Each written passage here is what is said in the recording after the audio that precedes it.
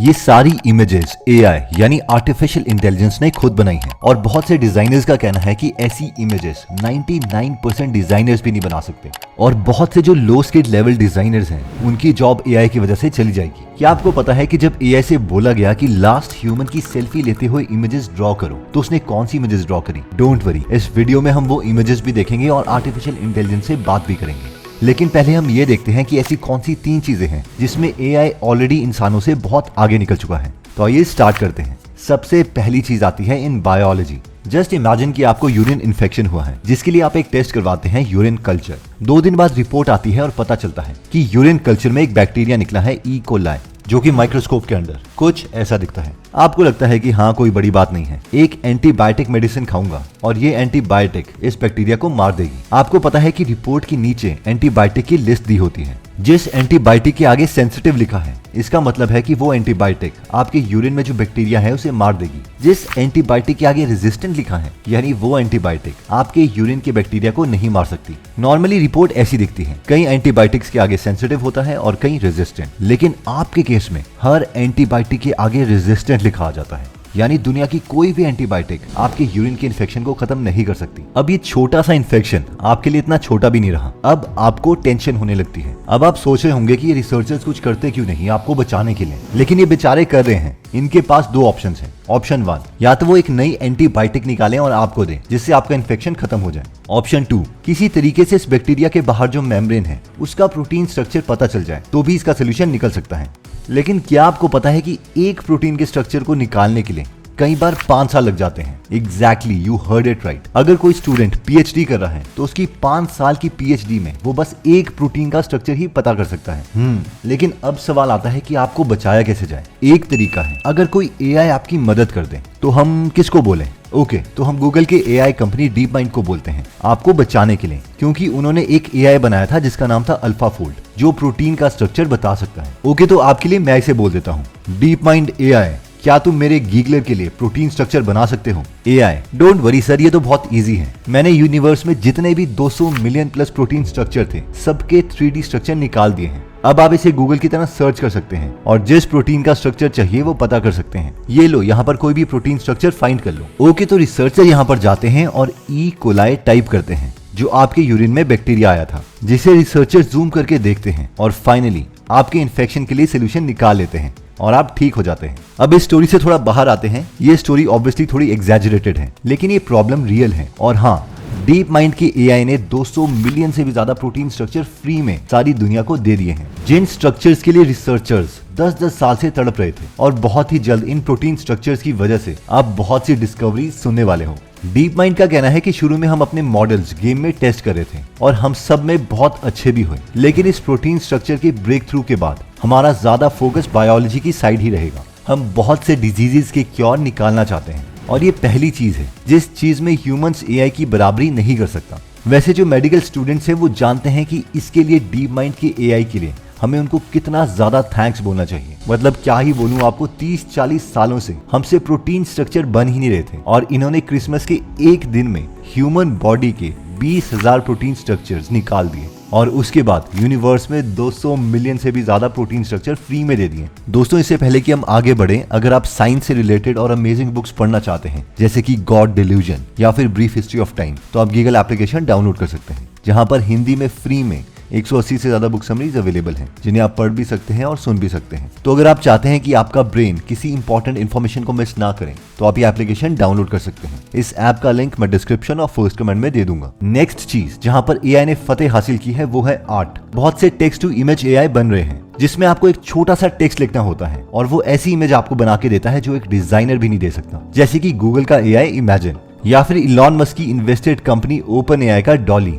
लेकिन कॉमन लोगों को इसके बारे में तब ज्यादा पता चला जब रिसेंटली एक टिकटॉक यूजर ने डॉली एआई से कहा कि मुझे लास्ट डे ऑन अर्थ की इमेज बना के दो। इन इमेजेस को देख के कुछ लोग हैरान हो गए और कुछ लोग डर गए। इस इमेज के कई वर्जन्स एआई ने दिए। इन फोटोज में जो इंसान थे उन सब की बॉडी बहुत अजीब थी, जैसे वो इंसान हो ही ना। पहली वाली इमेज में एक डरावना इंसान अर्थ की आखिरी मूवमेंट्स में सेल्फी ले रहा था और उसके पीछे दिखाया गया था कि अर्थ पर आग और धुआं ही धुआं है। दूसरी इमेज में एक आदमी था जिसका मुंह खून से कवर्ड था और वो डर के मारे चिल्ला रहा था। तीसरी इमेज में एक आदमी है जिसका स्केलेटन दिख रहा था और उसकी उंगलियां नॉर्मल इंसानों से बहुत लंबी थी। उसकी आंखें भी बहुत बड़ी दिख रही हैं। एआई को लगता है कि जब अर्थ खत्म हो जाएगा तब तक इंसान म्यूटेट करेंगे। अब ये एआईज डॉली और इमेजिन का एक्सेस सबके पास नहीं है, इसलिए आप इमेजेस क्रिएट नहीं कर सकते। लेकिन इसकी जगह हम midjourney.com का डिस्कॉर्ड ग्रुप यूज कर सकते हैं, जिससे हम भी इमेजेस बनवा पाए। तो midjourney में जब लास्ट सेल्फी ऑन अर्थ डाला गया तो ये सब इमेज लोगों ने बनाई।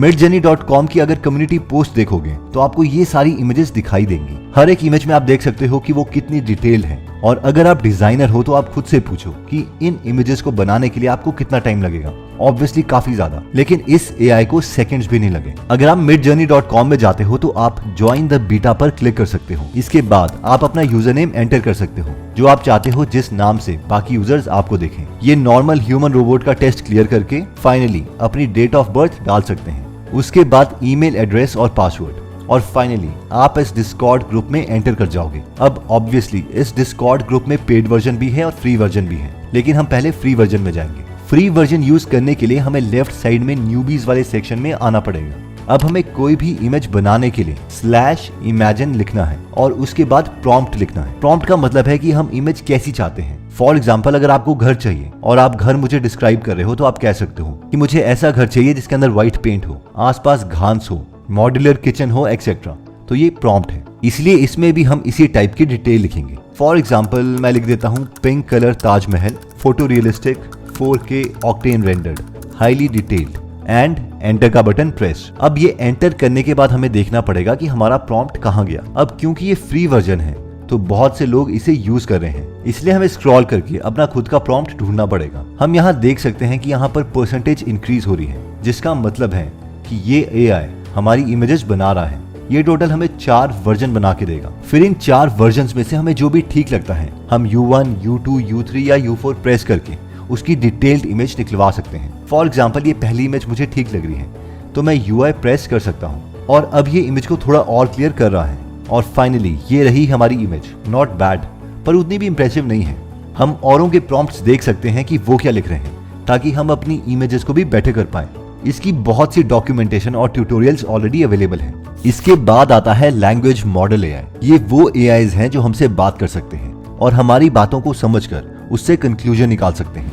इनमें इंक्लूडेड है गूगल का एआई पाम, जिसका फुल फॉर्म है पाथवेज लैंग्वेज मॉडल, जो जोक्स को समझ सकता है और इवन की ये भी बता सकता है कि वो जोक फनी क्यों है। तो आइए इससे कुछ जोक्स पूछते हैं। जब आप भी ये जोक सुनो तो आप भी इवैल्यूएट करना कि आपको ये जोक कितने समझ आए। ओके, तो जोक ये है, मुझे 6 बजे स्टडी स्टार्ट करनी थी, लेकिन 10 मिनट के लिए मैंने गेम खेलना स्टार्ट कर दिया और 10 मिनट के बाद जब मैंने घड़ी देखी तो उसमें 9 बज चुके थे। ओके, तो ये जोक एक्सप्लेन करो। जोक ये है कि टाइम कितनी जल्दी पास हो जाता है अगर कोई मस्ती कर रहा होता है। इस इंसान को 6 PM पर पढ़ाई स्टार्ट करनी थी, लेकिन ये गेम में इतना खो गया कि जो उसको 10 मिनट लगे एक्चुअल में वो 3 आवर्स है। जोक 2, मैं अपनी फैमिली को मिलने के लिए 6 अप्रैल को जा रहा था। फिर मेरी माँ ने मुझसे कहा, वेरी गुड, आ जाओ, तुम्हारे स्टेप डैड की पोइट्री का फंक्शन भी उसी दिन है, इसलिए अब मैंने अपनी फ्लाइट की टिकट 7 अप्रैल को बुक कर दी है। ओके, तो इस जोक को एक्सप्लेन करो। इसमें जोक ये है कि इस इंसान की माँ चाहती है कि वो सब मिलके उसके स्टेप डैड की पोएट्री फंक्शन में जाए, लेकिन ये इंसान इस फंक्शन में नहीं जाना चाहता, इसीलिए उसने अपनी फ्लाइट की डेट पोस्टपोन कर दी। Next joke, War and Peace book पढ़ने से मैं नहीं घबराता। एक बार मुझे अपने इंटर्न का कोड रिव्यू करने के लिए कहा गया था फाइनल डे पर। इस जोक को एक्सप्लेन करो। वॉर एंड पीस एक बहुत लंबी बुक है और इस बुक को पढ़ने में बहुत एफर्ट लगता है, जिससे ये बोर हो जाता है। लेकिन जिस दिन इसको अपने इंटर्न का कोड रिव्यू करना पड़ा तो ये और भी डर गया, क्योंकि कोड पढ़ने में वॉर एंड पीस बुक से ज्यादा एफर्ट लगता है। इसके बाद ओपन एआई का GPT-3 है, जिसमें 175 बिलियन पैरामीटर्स हैं। तो आइए इससे कुछ क्वेश्चंस पूछते हैं। क्या ह्यूमंस इमॉर्टल बन सकते हैं?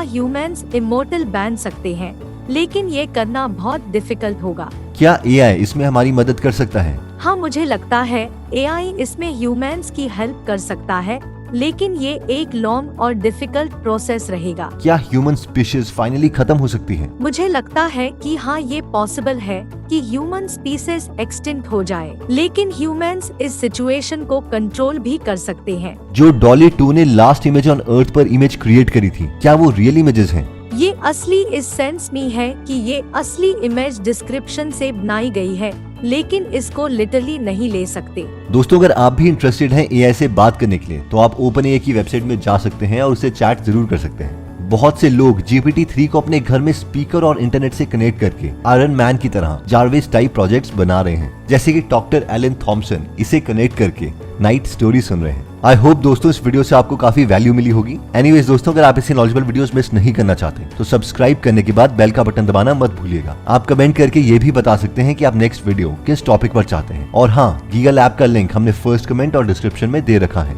उसे डाउनलोड करना मत भूलना। जल्द ही हम आपसे दोबारा मिलेंगे। जय हिंद।